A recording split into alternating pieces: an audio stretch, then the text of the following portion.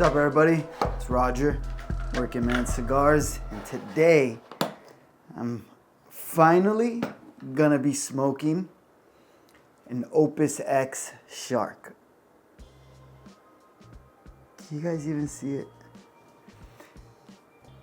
Now I have a few Sharks. If any of you have seen my little mini humidor tour, you guys know that I have a few Sharks. Like, the whole Shark vitola thing has always interested me. I, like many of you guys, are big fans of the new wave. And a lot of them talk about like the Shark vitolas being some of their favorite. And I never understood, to the point when one time, one of the lives, I asked, I was like, hey man, what is with the Sharks? Like, why does everybody like the Sharks? And I asked Master Ash, and he told me it was just more of a fun vitola kind of thing, you know. But the Arturo Fuente Don Carlos is a good cigar, right? But EKB, his favorite cigar is the Don Carlos Eye of the Shark. Or is it just called the Shark? I'm not sure. Which the question there is like, why would something be that much better to where it would be your favorite cigar, right? So that's what I'm gonna find out here. Obviously, I like Sharks. I really like Sharks. That's why I got like the Shark as my logo, and I like street Sharks, and I like a lot of the way Sharks look. They look cool.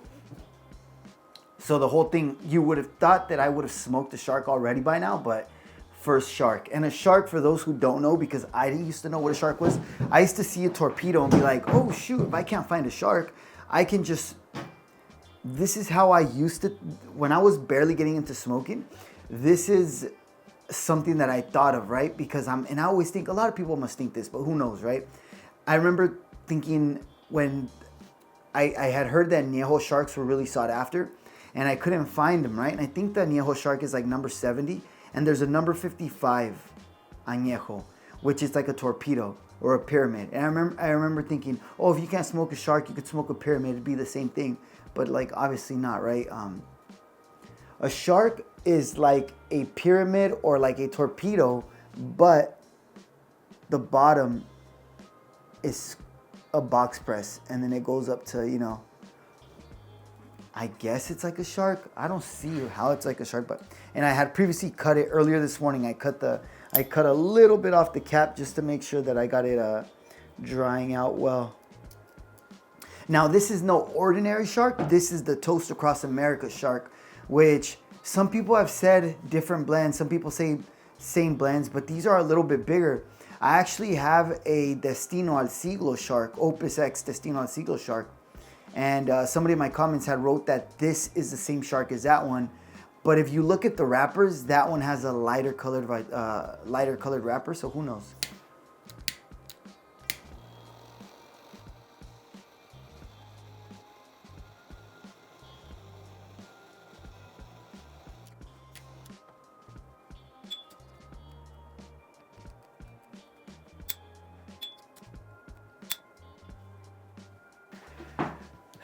Right off the bat, it's very, very tobacco-y. Which, for those of you might be thinking, well, no shit, but I don't always get that right off the bat.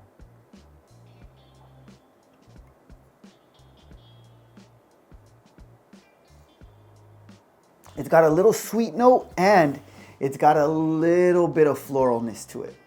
I'm getting very subtle sweet notes, but I'm getting a weird tasting note that I can't really pinpoint. It's a tobacco type of tasting note, but it's not plain like a tobacco note. It's not boring like a tobacco note. It's something else. It's like a floral mixed with tobacco note. Now, I'm going to tell you guys what it kind of reminds me of. And this may not be it. It may just be in my head. It's a tobacco tasting note, but a little bit more floral. And there's a touch of sweetness and a little bit of an aftertaste. I don't drink much, right? I say that, but then I'm always telling people I'm drinking tequila. But I drink maybe once a month, if that. And all I drink is tequila, because if I'm drinking, it's because somebody's making me take a shot with them, and that's kind of how it goes. Last night I went out with my wife and I took some shots, and this kind of what it's reminding me of is like when you burp up after, like the next day after you've been drinking tequila and you burp, and it's like that taste of like the tequila mixed with something else. Like, that's what I'm kind of getting with this. Is it the cigar? Is it the tequila from yesterday? Who knows? I like it though. I mean, it's, whatever it is, it's good. Which is strange because I've never really had a tobacco tasting note that I like. I'm usually super bummed when I get a tobacco tasting note. I'm like, oh, so boring tobacco tasting note. A boring ass note. But no, this is nice. This is nice. Retrohaling, getting a little bit of sweetness. And now, I started doing that. I started expelling smoke, kind of like Eric smoke one if you have one does. The way he will force the smoke out. Because I used to always just let the smoke naturally travel out of my mouth and then I retrohale a little bit. And you'll get the taste, you'll get certain taste from a cigar like that. But if you force it out, kind of like, man, I don't know how to explain it. Not just blowing it out hard, but you blow it out kind of like you're trying to blow it out direct. Kind of like you're spraying water out of your mouth. It tastes completely different. And I've noticed that when I do that, I get like a different, like a sweeter note on cigars. Not all of them, but most of them. And I've been doing it a lot lately ever since I found that out. Because I used to really just blowing the smoke out. I used to kind of like, okay, it's okay. But retrohaling was really what, the only true way to enjoy a cigar for me is by retrohaling. So now that I started doing that too, it's like a different experience. It's freaking cool.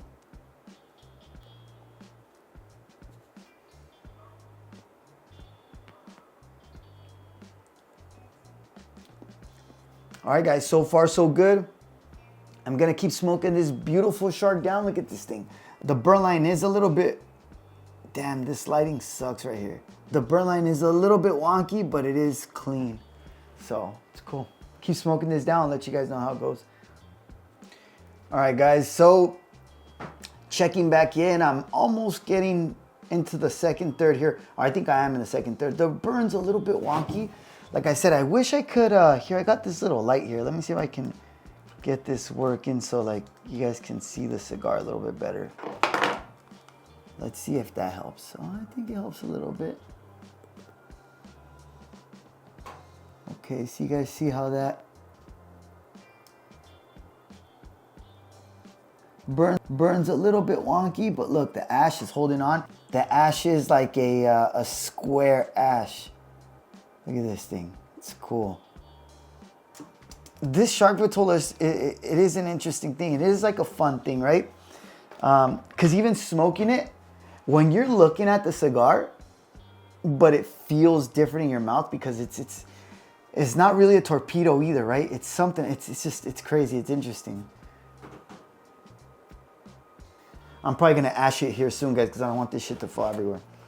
What's cool about these Toast Across America Sharks is that, you know, they have this little secondary band on it that says Toast Across America, and it also has a year. So it's cool to get these and probably like age them, and you can look back and be like, oh, this is from 23. I got one from 2024, 2022. It'd be pretty cool. You know, I think stuff like this is pretty neat, especially when they actually have the accurate year, not like the year that the blend was made and then it just has like some random date on the cigar. But see, I want to take the ash off, but I don't know, it's cool. Smoking in here, my back always hurts, man. Like, I'm really looking forward to being able to smoke back outside in my normal spot, you guys, because I don't like smoking in here, man. I don't like it. It's echoey, it's cold, my back hurts, like this chair sucks. Today is Sunday the 21st. And just a few days ago on Thursday, we had Cigars Unbanded episode number 3. And we smoked cigar number 1 for that one. And that cigar was the Fuente Opus X Perfection. And that cigar was a really good cigar, you guys, really good. Now, this cigar to me, this Shark, has a bit more sweetness. It's a little bit, this one reminds me a little bit of the 20th, but very, very scaled down. Like if the 20th year Opus is like on a 1 to 10 is a 10, right? Then this one is like a 6, but it reminds me kind of that blend, of that taste. But with a bit more floral note, a bit more of a floral note. It has stayed consistent all the way through. It hasn't really had any flavor shifts, but it hasn't really ramped up in flavor either. So it's not like an intense flavor in my mouth. It's very, it's a bit subdued. So it's a good cigar, really good. The flavors are good. I just wish they'd be a little bit stronger, and then we'd be talking money. But right now it's, you know, just good, but a bit subdued. So I don't know. All right, so I tuned out for a tiny bit, but a little bit farther down in the cigar here. Now, like I was saying earlier, we smoked that Perfection a few days ago. And that one, the Fuente Opus X Perfection, and that one was a really good cigar, right? It started off good, then in the middle, I got kind of nauseous, to be honest, so I didn't enjoy it as much, but then it kicked back up and I felt better, and I really enjoyed it. It was such a good cigar. This cigar here is a little bit, this cigar here to me has a little bit better taste, but the other one was a bit more stronger. Well, the other one was a bit more bold as far as flavor. As far as like taste, the other one was a little bit more had a little bit more punch. Again, this one's, if the flavors weren't as subdued, it'd be great. So there's another thing that I wanted to go over, right? That there might be a lot of new smokers that when they look at an Opus like this, right, the Shark, and then I just smoked the Opus, Fuente Opus a few days ago. When I was a new smoker, the question I would be asking right now is, well, didn't you smoke this exact same cigar a few days ago, just a different size? Like, same blend, Fuente Opus, the same Opus. Why are you smoking it as if it's something different? And that's because it is different, right? For some people, they taste very minimal changes. But a vitola makes so much difference, right? Like I was explaining earlier, how I used to smoke, I let the smoke naturally go out of my mouth. And then when you force the smoke out, same smoke, same cigar, same everything, why would it taste so much different? It's like so many factors go into these things, right? I'm not a scientist, I'm not gonna pretend to know how it works, but the shape, the size, the thickness, the thicker a cigar is, the more binder and filler there is, the thinner it is, the more wrapper there is, the more it's gonna taste. I'm not saying one's gonna be better than the other. I'm just saying that it does change. And for example with that, right, is we were going over the half wheel. I was listening to the Shadow Smokers Legion podcast, and they were going over the half wheels list, top 25 of the year. So in half wheels list, the 19th spot was the Davidoff Year of the Rabbit, right? So it was the Perfecto size, right? So then after that, you keep going up the list, and then the number 13th spot is the Davidoff Year of the Rabbit. And it's like, what the hell? Year of the Rabbit was number 19, and again, it's number 13 cigar. How did that happen? It's like, well, number 13 is the limited size, the Gran Toro. And this would have completely tripped me out a few years ago because I could not understand this. To me, it was like, why is it's the same cigar, just different size? Like, how does that make a difference? Because I used to think, if you listen to a lot of YouTube videos or a lot of beginner stuff, they always talk about different sizes just means different times. Bigger cigar just means more time smoking than a smaller cigar, but it's exactly the same. But it's not though. It really isn't. It does change quite a bit. I experienced this firsthand. There's a video that I have out called Does Size Matter? And I'm smoking two Plasencia Alma de Fuegos. One is a Lancero and one is a Robusto. And they were similar, don't get me wrong, but I did mention in that video, it's like these are almost completely different cigars. Different tasting notes, similar, but at the same time very different. Another one is the Johnny Tobacco Knot. Johnny Tobacco Knot got number 3 on Half Wheel's list. And Half Wheel's list, I actually respect it because they look more legit. Like they seem more real, more more honest about their stuff, right? Like opposed to Cigar Aficionado. I don't hate on them. I don't care about Cigar Aficionado. To me, they just seem like old school, like magazine back in the day kind of thing. And Half Wheel to me is just new school online version of Cigar Aficionado back in the day, which was magazines, right? So Johnny Tobacco Knot number 3. I smoked that cigar, the Johnny Tobacco Knot. I was not a fan, right? I did not like it. I also don't know a lot of people that did not. I don't know many people that did like that cigar. Now here's the thing. A lot of us have smoked the Toro. And the one that they put as number 3 was the Perfecto. So there again is another cigar that different size and you seem to get a different reaction. So it's interesting, man. It's just crazy, right? When I was a new smoker, you didn't think about that. And that's why smoking a Shark, when I used to hear so many people talk about Sharks, I never understood what the big deal was. Like, what's the big deal? The shape, the mouthfeel. The mouthfeel is going to make it cost so much more. At my brick and mortar, you can buy, I don't know the names, right? Because freaking Opus likes to use really weird names, but they have a regular Fuente Opus X. And it is it's like their Toro version, but the ring gauge is smaller. It's like 46. I forget the name of the size, right? But that cigar costs like $45 or something. And next to it, they have a box of these Opus X Sharks. And these are $65. This box has been there forever. Like, a few of them are gone, but very few people actually grab these. Because I'm sure when they're looking at it, just like I used to do, I used to look at, like, for example, the Opus. If I'm looking at that and I see one that looks like a bigger size, I'm sure people see this and they're like, why would I pay almost double for a smaller looking cigar? I'm assuming that's what happens, right?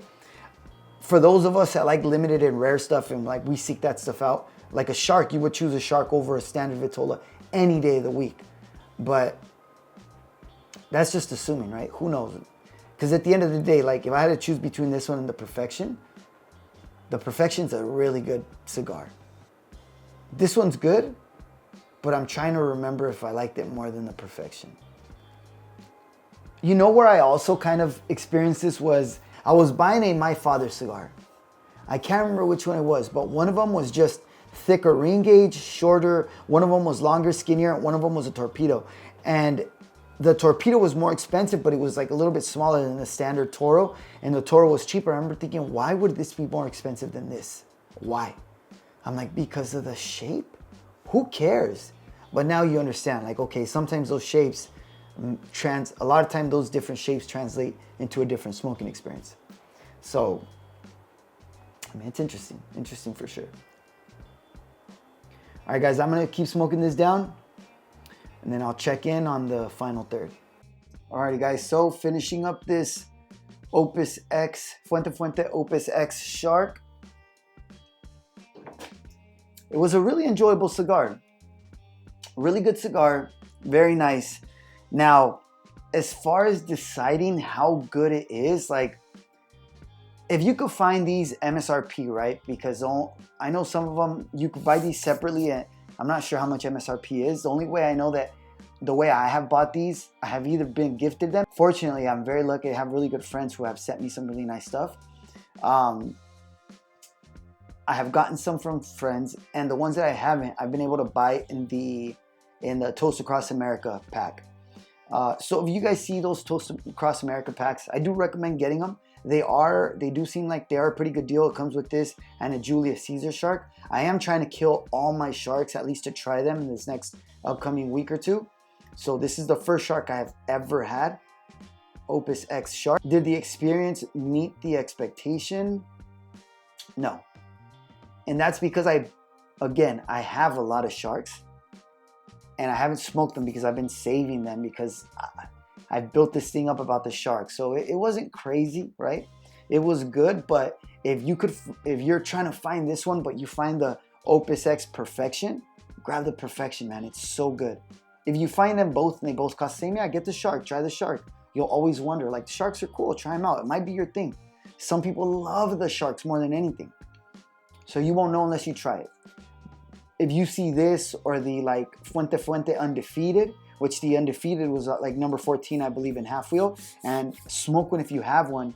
This dude is super well known Opus fan, and his favorite Fuente Opus is the Undefeated. So, and that's just a regular Fuente. It's just sticker ring gauge, about 6.5 inch. I gotta check the dimensions, but yeah. So yeah, next shark I'm gonna be smoking is the Añejo Shark, then the Don Carlos Eye of the Shark, then the Julius Caesar Shark, and then the Destino al Siglo Shark. So got a lot of sharks to get through. I'm looking forward to trying them. Now this shark is the Toast Across America Shark, right? The shark that I'm smoking is the Toast Across America Shark, but luckily I do want to thank Eric Tran, Smoke One If You Have One, and Peter the Cigar Collective, because they both sent me a shark. Before I actually got the Toast Across America Shark, they actually sent me one. So really, I want to thank them for sending me the shark, because it's given me the experience to smoke one. I should have smoked one already before reviewing it, just because luckily I have an extra one. Because I have a few extra ones, so I do want to thank them for that. So shout out especially to Smoke One If You Have One and Peter the Cigar Collective for sending me over a shark so I can try. That's pretty much it, you guys. Thank you for tuning in. I appreciate you guys watching. Hopefully you enjoyed this video. I was gonna say quick video. I don't know why, like instinctually I want to say quick video when I know for damn sure it's not quick. But if any of you have had the shark, let me know what you think, man. Let me know if it was what you thought, or if it was underwhelming, or what you got out of it. Because again, these sharks are hyped up, man. They're hyped up like crazy. So didn't disappoint for sure, but just, you know, in my head I had built it up a little bit too much. But yeah. All right, guys. Thank you. See you on the next one.